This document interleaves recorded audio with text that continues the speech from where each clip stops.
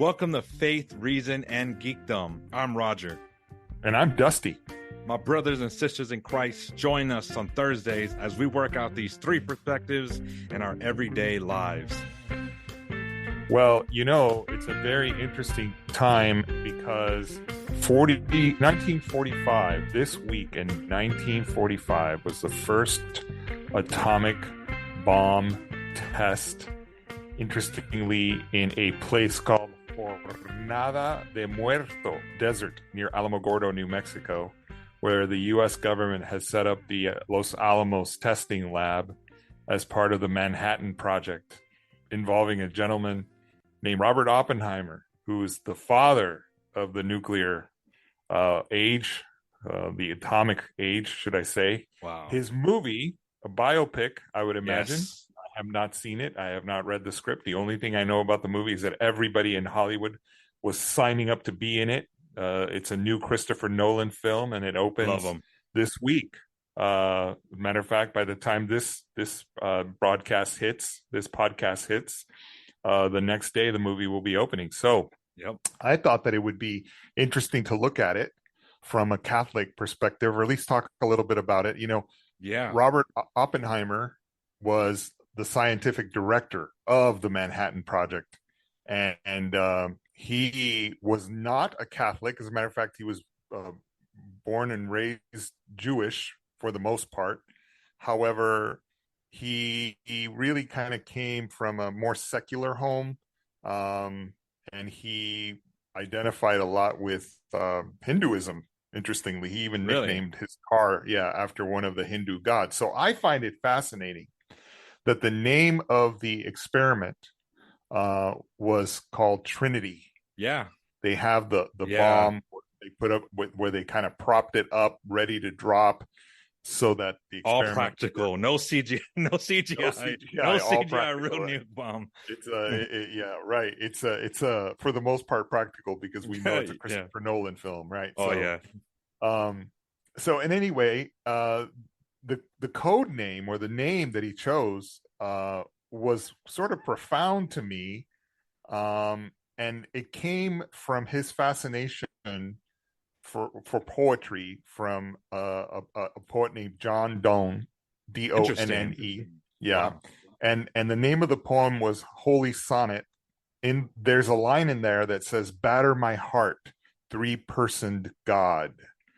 Batter my heart, three-person God, which is, of course, referring to the Holy Trinity in Christian theology. Oppenheimer saw the creation of the atomic bomb as a moment that had the power to change the course of history and human civilization, much like the Trinity in Christian belief did. Okay, so that's why he decided to name the test Trinity, to symbolize the significance of the event. And as we know, he was right. Right. That certainly changed at least the course of the world as we know it since it happened, right? Then there is the whole idea that first of all, let's kind of set the stage. It's the middle of the World War. The Nazis, who have a lot of very intelligent physicists and so forth, many of them actually got out of the country and came to the United States. Luckily, one of those was Albert Einstein. Okay. So the Germans were full of these brilliant minds, and the U.S. government was absolutely afraid that they were going to develop this weapon of mass destruction that had never been seen before. Physicists had discovered a way of splitting atoms. For a little while, they didn't even know if Oppenheimer himself was really on the U.S. team, because a lot of members of his family, believe it or not, had joined the party of the Russians, which was the Communist Party. So they were a little worried about him, and they had the FBI, even as he was the director of this amazing project, they were worried that this guy was leaking secrets over to the Russians, who were also participating in the war themselves in World War II. But as it turned out, the Americans were first. They were able to develop this amazing project. And it's weird what happens to Oppenheimer. I'm sure we'll probably see it in the movie, explored to some degree, because he goes from being the guy who is driving his team to work really hard, and by the way, party harder on the weekends. Yeah. He was just a real enigma of a guy. He was a really interesting character. Yeah, there was a lot of pressure on them, right? Like the pressure of the Nazis or Russians, or even though they're on the same side, but the pressure of them to get this. So this was truly an arms race, right? It was truly an arms race, and interestingly, people ask, was anybody thinking of the repercussions morally that you were going to be able to kill, let's say, 100, 200,000 people in one fell swoop with this bomb? Wow. And the answer is no. They were so driven. Everybody was they wanted this horrific war to come to an end. They had 4 years of it, and they just wanted it to end. What's weird about that is that when you compare those early atomic bombs, even the ones that were used in Hiroshima and Nagasaki in Japan to end the war, and you compare them to the hydrogen bombs or these mega nuclear weapons that we have now, like those things were like a pin drop compared to what the destruction could be now, right? That's really, really eye-opening. So there's been a lot of perspective over the years about where Catholics stand is there a universally binding stance, for example, of the use of atomic bombs, specifically as they were used to end World War II? I know we've had arguments even within my own family about how just that was or not, or wasn't. Because think about this. Hitler had already killed himself. Matter of fact, Hitler killed himself, and then there was no real need because that was sort of the end of the Nazis. They were sort of falling apart. They didn't surrounded by the Russians. The Russians were, and you don't want to get caught by the Russians. Like there's no way, the sort of Russians were closing in on them, and he supposedly killed himself. Supposedly Hitler killed himself. He didn't go to Argentina. And Harry Truman was over on the U.S. side. President, Roosevelt had also died of a brain aneurysm, I believe, a brain hemorrhage. Yeah, actually. I think you're right. Yeah, I remember that. Yeah. Then Eisenhower or Harry Truman. Yeah. Actually, no, it wasn't Truman. It was Eisenhower. No, it was Truman. Eisenhower. Yeah. Yes, right. And so Truman is now leading, and he's leading the charge for this. And he thought, by the way, that Oppenheimer was a little wishy-washy. Why? Because Oppenheimer kept demanding that this nuclear weapon be used once it was developed and tested, and they saw the power of destruction that they had. The U.S. government, or at least some factions in the U.S. government, were saying, can we use it? Can we drop it on Japan? But can we drop it like in a lake or somewhere just to scare the crap out of them? And he was like, no, we need to use this, and you need to drop it from a certain height so that it can ensure the destruction of X amount of property and houses and buildings, and we need to kill people. That's the only way that we're going to be able to show the true power of what this weapon can do. And then not only that, but he was hoping that it would also ensure the horror of it would ensure that it would never be used again. He wanted it to be the war or the weapon that ended all wars. I've heard that before. That's kind of where he was working from. Yeah. And so he goes to visit with the president, and the president, he kind of insults him. He says to him at some point, after they've dropped the bomb, not only on Hiroshima but later in Nagasaki, a few days after each other, by the way, that he feels that there's blood on his hands. This is what Oppenheimer tells the president, which insults the president, because the president saw it as, wait, this was the justification for us to finally get peace in the war. Yeah. And then he tells his assistants, I never want to see that guy again. And Oppenheimer goes from being this sort of pro-atomic leader to increasingly changing his mind as the years go by to being one of the most outspoken leaders for disarmament. As a matter of fact, his group of friends and people who had also worked on the project were the first ones who were in the disarmament talks and stuff like that. So interesting. Over the years, there's been a just, about the just war theory. I'm sure yes. you know, right? Yes. The Catholic Church's legitimate authority about how to use proportionately and probably the success of a just war.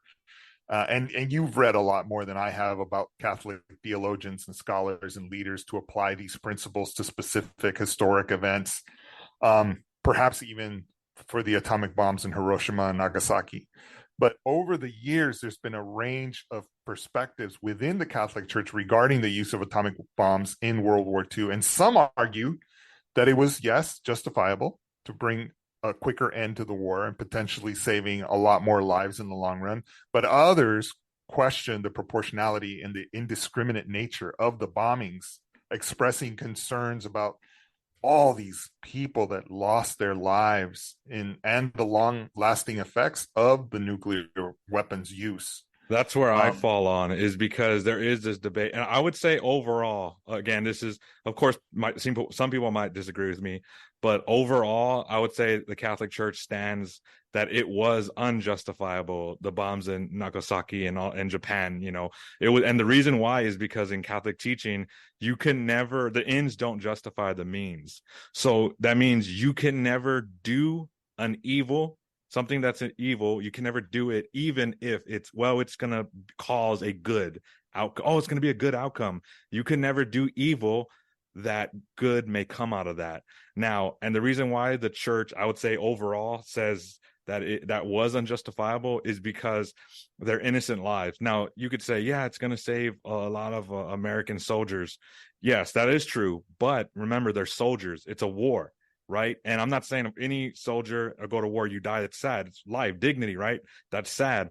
But it's understandable. In a war, it's different. Civilians, you can never attack civilians. And that's exactly what America did, is they dropped the atomic bomb on unarmed civilians.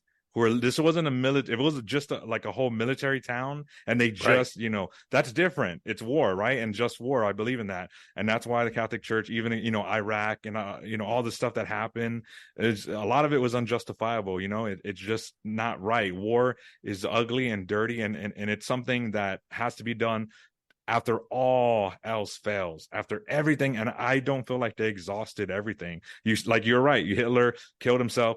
Air quotes. No, I'm just playing. He did kill himself. I'm just saying, the conspiracy theories. Yeah. But he did kill himself. I think Japan would have gave up closely. You had Russia, you had America. Like, it would have. I don't think they exhausted all possibilities. So I think I'm pretty.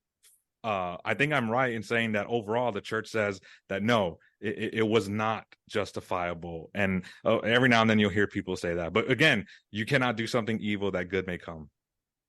Well, in 1963, Pope John the 23rd wrote an encyclical letter called Pacem in Terris, peace on earth, I guess. Pacem in Terris. And he emphasized the need to promote peace and disarmament while recognizing the right, however, to self-defense. Yes, of course. Popes since then, including Pope Francis, have consistently called for nuclear disarmament, and they've condemned the use of nuclear weapons as immoral due to their catastrophic humanitarian consequences. So luckily, and we keep our fingers crossed and we do the sign of the cross as we say this, no one has, used nuclear weapons, not in the terms that we know we can, since then. And there has been sort of this detente, against each other, for when these nations are trying at least to work towards peace and seeking, like you say, whenever possible, nonviolent alternatives. It doesn't mean that they don't hurt. They certainly hit you where it hurts, with especially economic things and sanctions and all kinds of stuff. But anyway, just thought it was an interesting topic for us to bring up Oppenheimer, as this, big summer blockbuster is about to open, and we are geeks, so we like to talk about movies. I cannot wait to see it. I love Christopher Nolan and the cinematography. I forgot his name, but he's worked on a bunch of different films. Many, of course, directors, they tend to work with the same ones like actors, but he's had, I think, a few of them, maybe 3 or 4 different cinematographers. But this one, I don't remember his name, but I think he has like some foreigner name. It's a foreigner name, but he's worked with him several movies. I think Dark Knight Rises, I think Inception, and I love the cinematography. Just watching the movie, black and white, regular. Robert Downey Jr.'s in there. Cillian Murphy's in. I mean, it's so many people in there. I cannot wait to see this movie. I'm geeking out, just like you, Dusty. Hoyt van Hoytema. Yes, okay. I knew it was something weird. So he's probably not Hispanic, probably Swedish. That's his name. Yes, I knew something foreign, but I really like him. His work that he's done, I really love his cinematography. His director, Christopher Nolan, has absolutely said he will not work on another film until the Hollywood strikes end, which is our next topic. Yeah, well, let me tell you this. If anyone would have insider information, it would be you. All your experience working in Hollywood for decades in many different capacities, whether that's producing, screenwriting, directing, the talent agency. You did small budget and big budget. Like, it would be you, Hollywood Dusty, you know? Oh, that's your new name, Hollywood Dusty. I imagine, like, remember the NWO theme song? What you gonna do, brother, when Dusty Garza runs wild on you, brother? I just imagine the theme song playing in the background. Well, I think we need to pull back a little bit further and just kind of show or talk to our audience about what is going on. We're talking about the world of show business is going through a metamorphosis. We have gone from the world of television, where you had to be at 7:00 in front of your television and turn something on that you really wanted to watch, like, Three's Company or Happy Days or something, to all of a sudden now you're able to turn on your television whenever you want and stream and watch pretty much whatever you want, unless you're still on welfare television, which you don't have cable, you don't have any kind of, you're not a cord cutter, or you are a cord cutter, I guess. But in any case, what's happened is that there has been also some sort of democratization that has taken place in media, whereby you and I can put our stuff up on YouTube and people can watch it if they choose to, over watching Happy Days or Three's Company or whatever. They can watch whatever they want. So there's this huge tumult, right? And I said this years ago when I think when I was first graduating college, I said to myself, cameras outside of, just right out of the box, you can take out a brand new video camera and that camera will shoot some beautiful video, and that will now change the way that the exclusive Hollywood cinema club works, because now anybody can shoot beautiful video.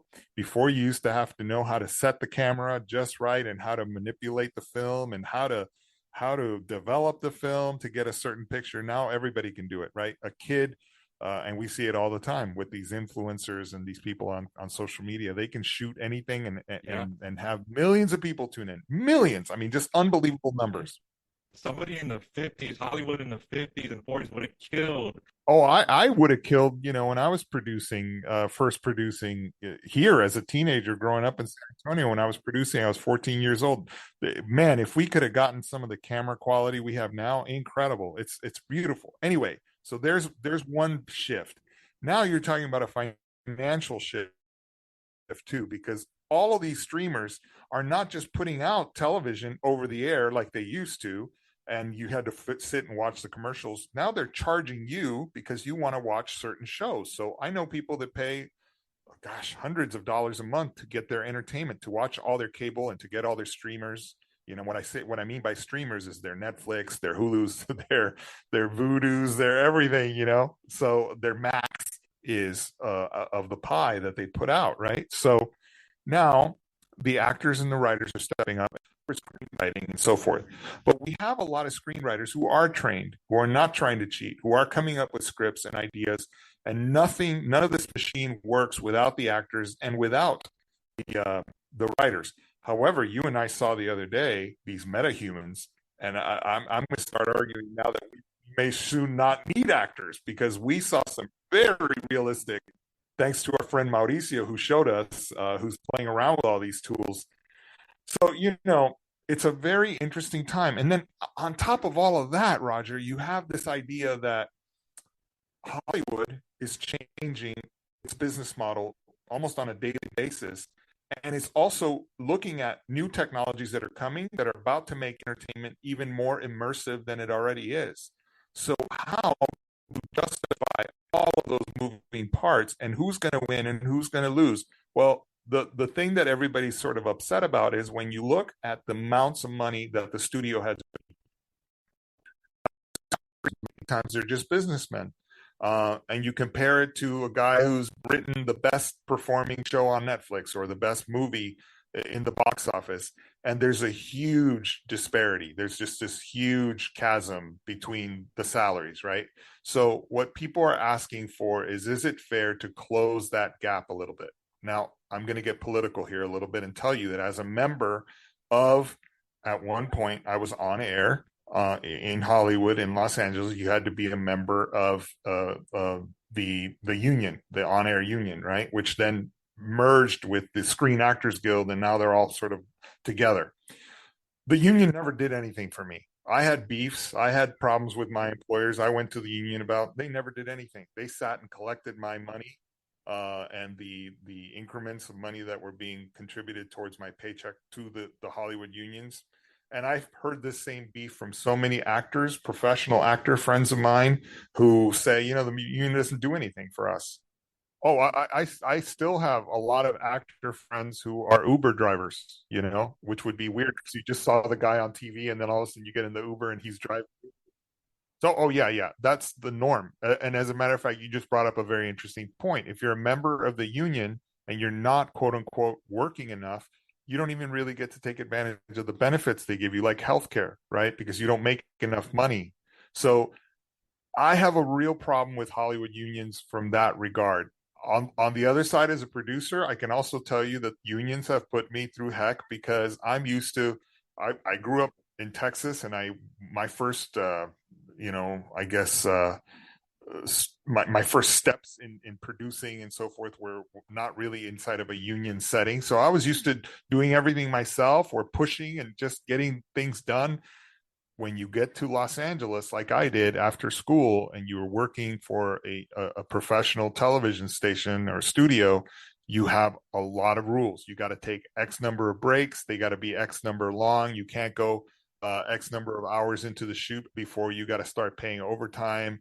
And one time I made the mistake in an edit bay of stopping, literally reaching over and stopping a copy of a tape that was being made for me. And I got in trouble with the union, for the editors union, because I did something as a producer I wasn't supposed to do. I touched the equipment.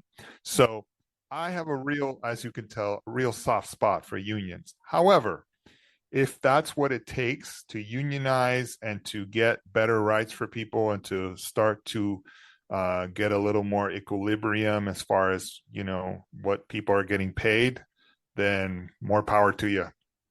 Yeah, the Producers Guild of America, the PGA, is the producers union. So if you ever watch a movie and you see PGA at the back end of the producer's name, you basically lose all your retirement stuff. There's a lot of power and control in those unions. They're taking it to the studios right now, and the people who are suffering are you. Yeah, man, it really sucks because you had the new Alien TV series, which is coming out, the new Alien Romulus movie, which I'm very, very excited that's going to be coming out. And it's going to be a lot of big changes. So I'm like, oh, man, I wanted to see all that stuff. But as far as our faith goes, we know about the sanctity of work, right? And work is not just a thing that you do. Catholic social teaching teaches that we must reverence work. It's an essential component of everyday life, especially human dignity. It's also for the flourishing of us, you, the whole society. And when we work, we're actually participating in divine action of creation. Think about that, actually mirroring God's own work in shaping our world. And so the church always insists is that every worker deserves respect, fair treatment, opportunity to contribute to all of us in the human good. Workers' rights is also a big thing, and we know that there's different variations, but the fundamental rights of workers you need to get paid good and have safe working conditions. And that's been a big thing, especially like in old Hollywood, like in the 40s, 30s, and other, like there's been horror stories, like the most famous one, the Wizard of Oz movie, when one of the Tin Men, there was different ones. One of them got like poisoning because they had to paint him that color, and he got real sick, almost died. There's been a bunch of stuff like that. You had Judy Garland famously was mistreated. I don't know the politically correct word now, but you know the Munchkins, when they played the Munchkin, they were treated horribly, very bad. Their dignity was just thrown away. Didn't care. Horror stories, right? Not just from the Wizard of Oz, but like other movies. But we deserve rest, right? And we deserve leisure, and collective bargaining is a thing that people do have to write. Now, I actually was in a union, electricianal union, and my father has been for years. So I know a little bit, paying the dues and the stuff they do for you. Now, people can debate, I guess it's up to the profession.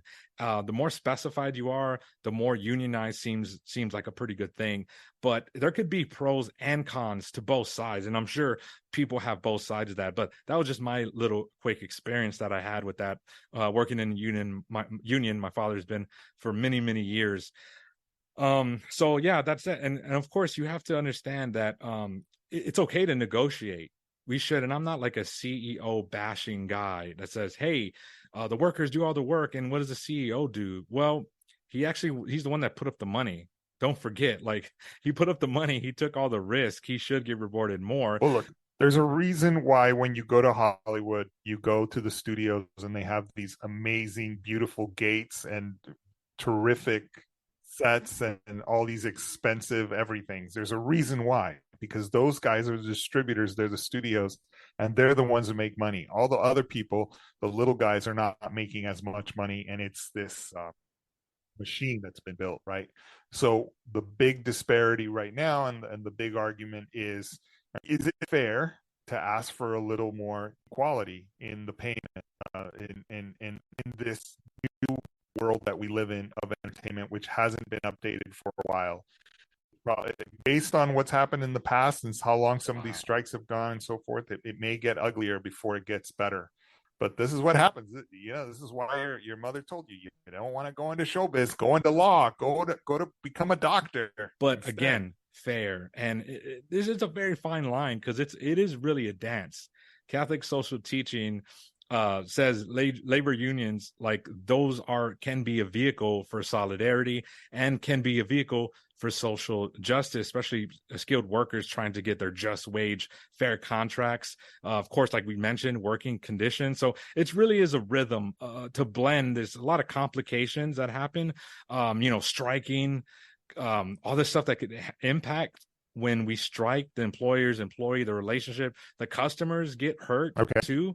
I don't know, maybe this whole Hollywood thing maybe this is a way to wake it up, because there's been some bad stuff that's happened in Hollywood. I have that little, again, love-hate relationship with it, where I grew up on movies and I loved movies, and movies have been a big part of my life. I love going to the theaters, and I'm a storyteller at heart. And all of that's love, but then the dark side is there is a lot of dark stuff that's happened with that. But in other words, again, the Catholic social teaching, I think, could be the light, a pathway for workers' rights, and whether or not to strike the work, how you view it through the lens of faith, how you do it as, again, mirroring God as a creator. It's a grand symphony, and we have to be really balanced. Everybody play their parts and be the instruments of solidarity, just wages. So let's kind of put that in perspective. The church has spoken against how socialism is very bad. It also spoke on how we should treat the poor very, very well. So it's a lot of interesting stuff. And speaking of healing or needing healing, a very emotional, impactful, devastating movie that came out just in the 4th of July weekend that I saw was the movie Sound of Freedom. Now, this movie, starring, of course, Jim Caviezel, Billy Camp. You've seen him in a bunch of different movies, such as 12 Years a Slave. He's a very good character actor. He was in the movie, but nobody really big. Jim Caviezel plays the true life story of Tim Ballard. He's a former government agent who worked on missions to rescue children that had been victim of sex trafficking in Colombia primarily. This was released, of course, by and distributed by Angel Studios, which is mostly famous for the movie The Chosen, this TV series that's been doing really good. Now, this is directed by Alejandro Monteverde, and I think this has a lot of Latinos behind it, actually. The producer, too, Eduardo, he's also Hispanic.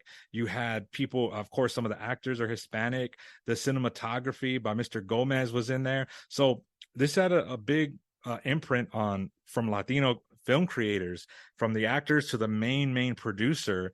And I think this was great. So it's kind of hard to see, the mainstream media or other political parties bashing the movie a lot when they always talk about like inclusion and diversity and, just be inclusive. We got to be diverse. But then yet this movie that, again, a lot of Latino influence, a lot, and it's getting bashed and trashed. Rolling Stone did a piece on it. They were smashing it, saying something about this is a dad's superhero fantasy with brainworms or something like that, pretty much bashing it in the headlines, when they themselves wrote a raving, glorifying review of this movie that came out years ago on Netflix called Cuties, which I think was really horrible, sexualized young little girls. And Rolling Stone defended that movie. And it's to see the contrast of their review of Cuties several years ago and Rolling Stone and other major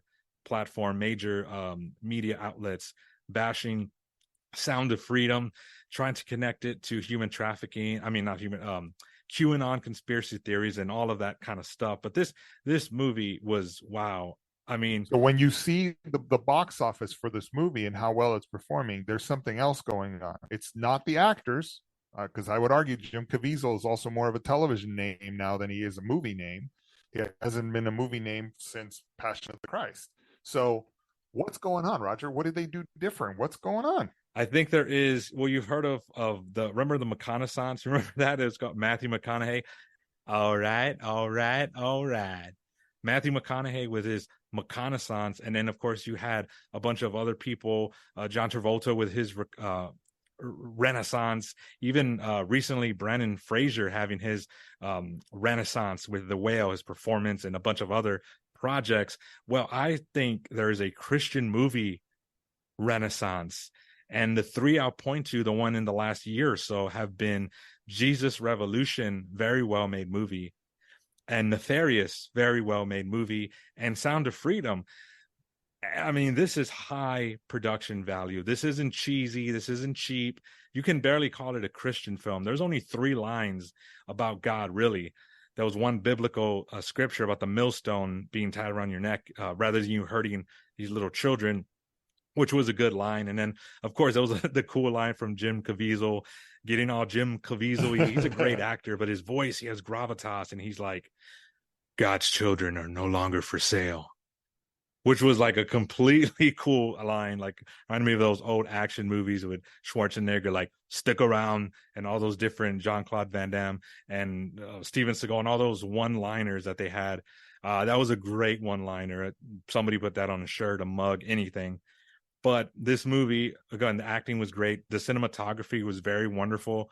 The directing was good. And the writers, man, the guys who was co-written by the actual director, Alejandro Monteverde, actually co-wrote it with Rod Barr, and he was the one who directed it. So the screenplay was excellent.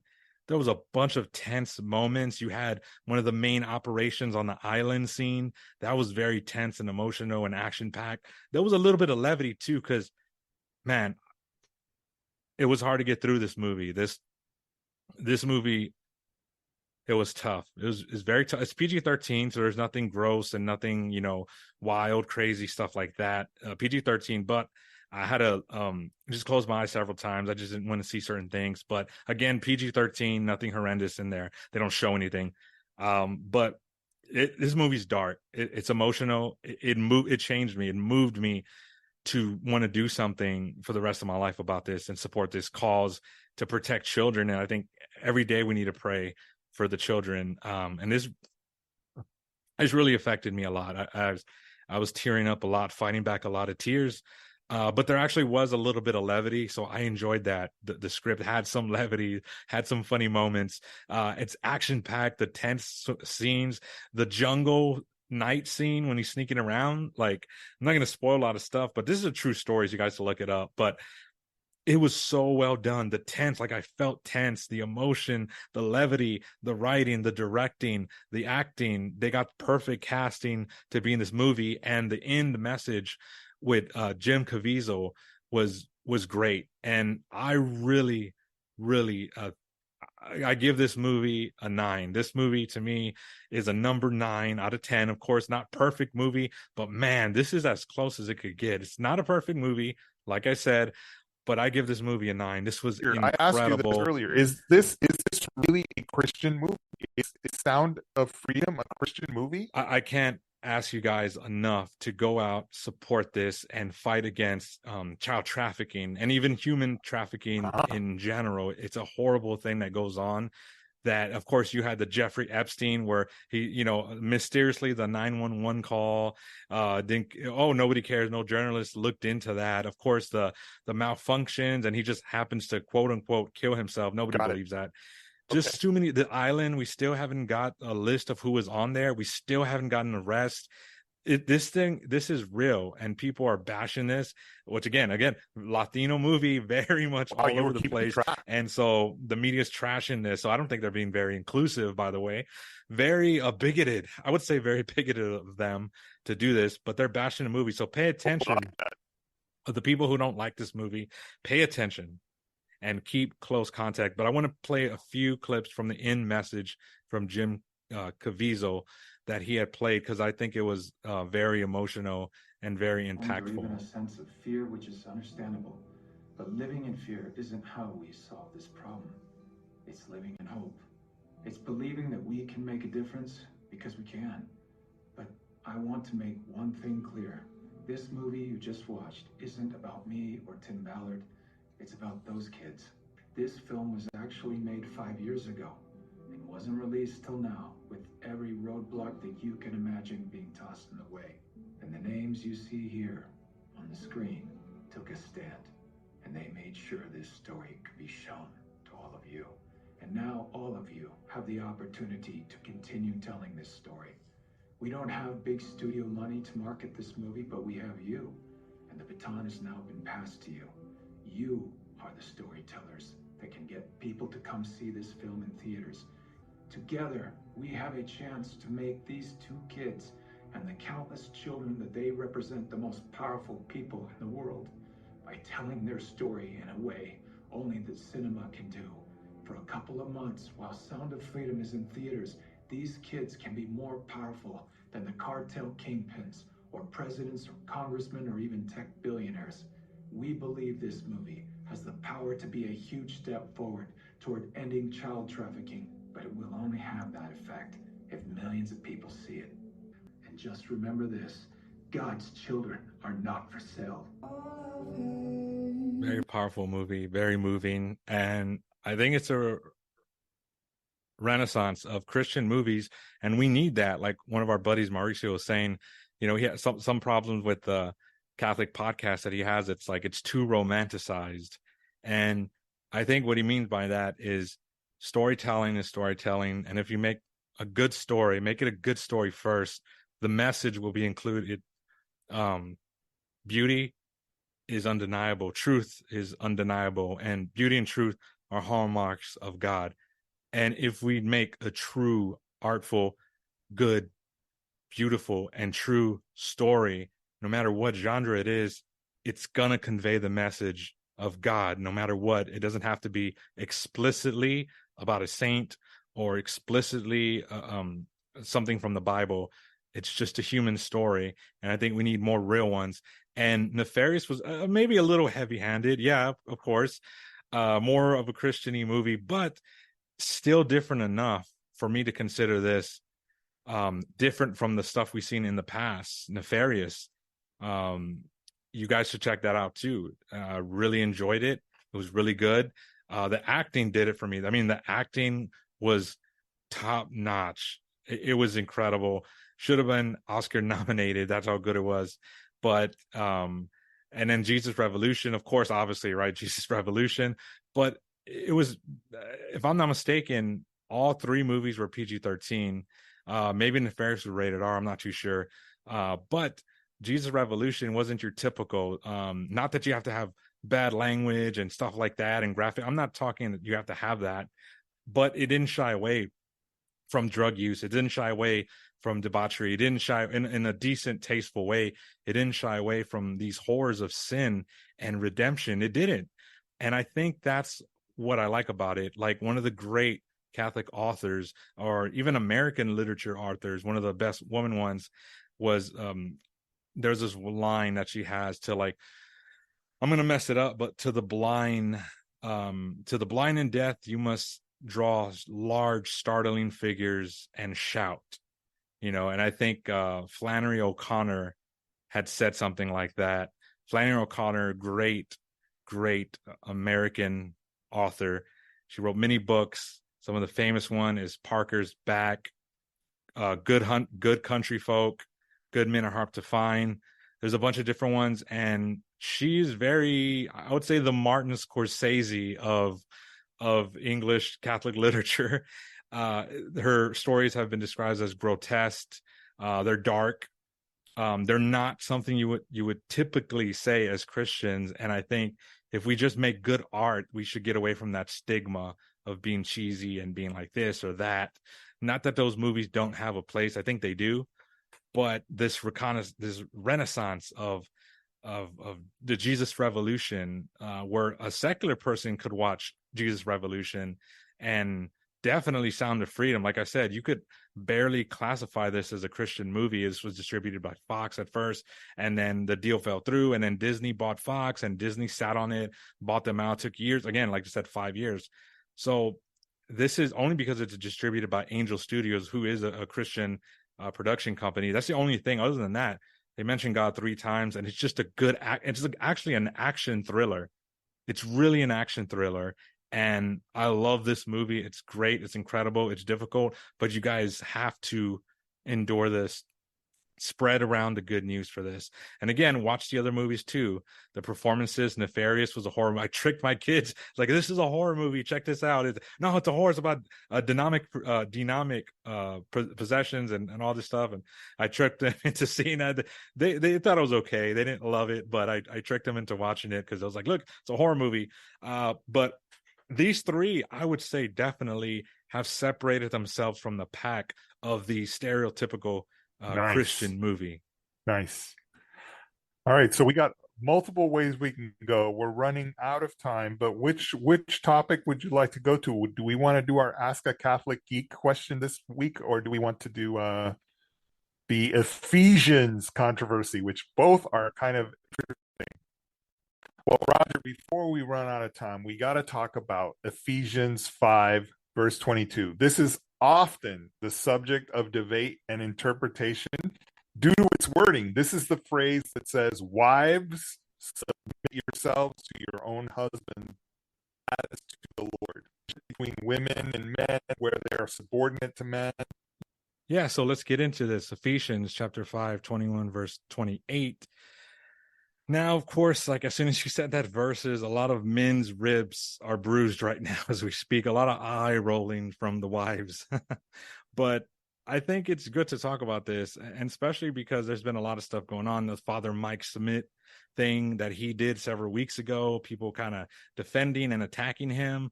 The gist of that controversy was some people were claiming that Father Mike Smith was saying that the man of the house is not the leader of the family, which I don't think that's what he was saying. But of course, the internet would disagree, and the internet is the internet. Twitter's Twitter. So there was a back and forth about that. So I thought that was relevant, but also the whole Andew Tate, Tucker Carlson interview, which I watched. I would say that I would recommend people watching it. It's like a 2.5 hour, 3 hour interview. It's really, really good. And you got to make up your own mind on the stuff that's going on. There's a lot of stuff we don't know. There's a lot of stuff that came out. And I am not a follower of Andew Tate, and I think he's dangerous. So there's again that whole toxic masculinity. And when I say that, I mean the real one, because I disagree. Like this culture says, oh, there's toxic masculinity.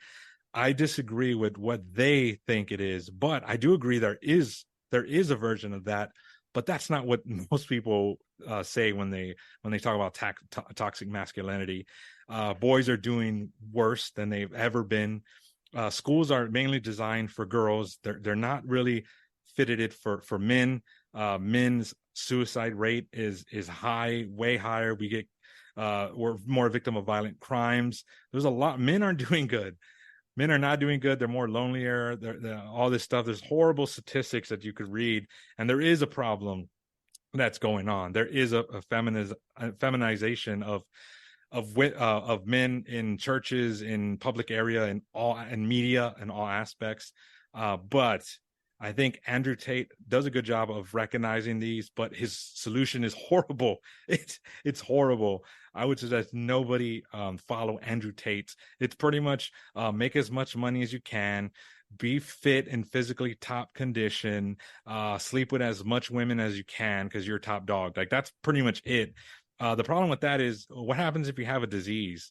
What happens if you were born with a physical ailment? What happens if you're healthy, but then something happens and then you can't be physically fit and in shape? What happens if you just don't succeed or you go bankrupt or something happens to you financially and you can't be top successful? What happens when life happens? There's so many variables. So unless you have super, super good luck and all these things, then yeah, your life will be good. Yeah, your life could skate by at least. You know, you'll be comfortable in your comfortable sail until it doesn't. Then you're old and lonely, and you don't have any true friends because all you have is this Andew Tate isms. And I'm very disturbed that a lot of Catholic men are actually following some of the teachings of Andew Tate, which again, he hits the nail on the head when it comes to pointing out the problems, but not when it comes to solutions. Wow. The solution of real man is somebody who takes care of their family, someone who gives their life, like in the Bible. Again, you lay down your life. Yes, you are the spiritual leader of the family. Yeah, 100%. But the whole Andew Tate and some of these, Catholic people, I won't say their names or anything, but there's a segment of Catholic people in media and stuff like that are doing this tough, hardcore act and all this stuff. And here's another thing. I don't think they've ever dated a Latina. I don't think they have. And also, too, it's kind of like the thing when you have kids and you have a good kid and you pat yourself on the back. Look I'm a great parent. Look at my kid is great. And then child number 2 or number 3 or number 4 comes and it's not so good. And you're like, what happened? I can't believe. Well, you know what? You shouldn't pat yourself on the back if you have a good, easy, great kid, and you shouldn't shame too hard if you have a not so good one or bad one or quote unquote bad one or whatever. It's because God wired people a certain way. Everybody has a different personality. So some personalities are more submissive than others. And so it's funny that a lot of these men that are caricature of men, they're not really men in the true sense, like in the godly sense, who is God is everything. So he's creator. He defines what a man is, not this caricature of like, hey, I have a big giant truck. Hey, I drink a lot of beer. Hey, I sleep with a lot of women. Like, hey, I fight people or cuss people or I can live all that stuff. Those are caricatures of men. Those are characters. Of course, I love action movies, right? I love puffing on a cigar and having some whiskey and some beers and hanging out with my guys. I love to grill. I love stuff like that. Fast cars, explosions. Like, yes, I'm not saying that we're not supposed to. What I'm saying is those are characters. That alone doesn't make you a man. I don't care how big your beard is. It doesn't make you a man, right? Like, so in that case, I think the Andew Tate of the world and even these I'll say it is small, but I'm still shocked of how big this small percentage of Catholic men are very taken to this style of, I'm going to be dominant, absolutely dominant. Yes, you're the head of the household. Obviously, you're the spiritual leader, but I've seen how they talk and what their views and what they say on different YouTubes or platforms. And it's like, wait a minute, I think don't pat yourself on the back that you're like just a big strong man because you get to dominate your wife and all this stuff. It's because your wife has a personality that is more submissive, which is not bad. I'm not saying that's a bad thing, but your wife's personality is that of a very timid one, a very quiet, a very submissive one. So it's not all you. Don't think, because again, run into another woman that's not like that, and let's see how good you do. Because I have a feeling you're not going to be as dominant as you think you are. So that's kind of my little soapbox I wanted to say. But again, the Father Mike Smith, Ephesians. I mean, the church has said this. I mean, you could do eisegesis, you could do exegesis. So there's different ways you can come at it. They suggest that the verse should not be interpreted as a license for domination or subjugation of the wife. Instead, they emphasize for the call of mutual love, respect, and partnership with marriage. This reminds me of something my mom said. God rest her soul. She said, when you become, especially when you're married, God assigns a cross, a big, old, heavy 200-pound cross to both of you. And the best way to carry that cross is together, right? You can carry it for each other, however, at times when the other person is not able to. So the way it's understood in the Catholic, in the Christian understanding of marriage is a relationship between spouses. Okay, so the marriage is considered obviously a sacrament, and that sacrament is established by God between man and woman. Now, of course, you see the importance of mutual submission and reverence for Christ within this Christian community. Christians, we're all called to live in service to one another with dignity and respect for each other. So there's exegesis. In case you don't know, the exegesis is when we're taking what's the actual contents of the time, like what were they thinking when they wrote it? Let's go back into the first century, whatever century you're talking about, depending on Old Testament, New Testament. So let's go back into the first century. Let's look at this and see what it meant to them in the context. That's what exegesis is, picking it. Eisegesis is more of like, how does that appeal to me right now? And so that's kind of like a very, very, very basic thing on exegesis versus eisegesis. And you could do a whole thing on that just itself, but that's just a very primitive basis on it. But again, it's important to note that when we mutually submit to each other, it doesn't justify abuse. It doesn't justify disregard of our dignity. So the wives have to love, right? The man has to love, just like Jesus did. And so love is characterized by selflessness, sacrificial giving, a desire for holiness, a desire of well-being for both of the spouses. And it's all rooted in Christ's love for the church that he demonstrated with the ultimate sacrifice, of course, of him on the cross. And guess what, husbands? We are called to emulate this self-giving love. Love is transformable. Husbands are called to love with sanctity, help their wives, get their wives to heaven. And the same goes to the other side. We're supposed to be the spiritual leader. Okay. Spiritual leaders. And again, if you guys want to think about today, it's tradition of the Catholic Church, right? The submission of the wives to the husbands and the husbands to lay down their life. I think if you put it in context of sacrificial love, self-sacrifice, I think that's a key. Think of the cross when you think about this stuff, because it has the power to transform the spouse's love between each other. So let's not forget that this is very biblical. It's also in tradition. So yes, the husband is the head of the family, but no, it's not in the way that a lot of these I've seen recently in the last month. A lot of people try to do and take apart Father Mike Smith, or again with the Andew Tate isms of all the domination and do this and have many, if the women don't like that, go with another one. And the women aren't allowed to have other partners, but the man's allowed to have like 10, 20, 30 partners and not really settle down. To me, that's a weak man. If you can't say no, what kind of man doesn't say no to things, right? So if you can't say no to your passions, if you can't say no to sexual desires, then that's something you have to work on. And we're all working on something. We have to be warrior poets. What I think that means is we have to be warrior. We should be strong. Of course, we should work out. That's good. I'm not saying it's bad, I'm just saying we should be strong. We should know how to defend ourselves, whether that's hand-to-hand combat or whether that's firearm training. We need to be ready to fight when we have to, but we also need to be poets. We need to know how to love. We need to know how to communicate with our wives. We need to be romantic. It's not weak to like want to be romantic and leave love letters and show emotion. That's not weak at all. That's strong. But we have to be a blend of both. We can't be too much of one thing. I think that's the key. There's a word in there that that we're missing from the original Greek, or I take it. I go back to my mom's. Well, the big question is, what would Jesus do, right? And I think Jesus would say, we're out of time. We got to go.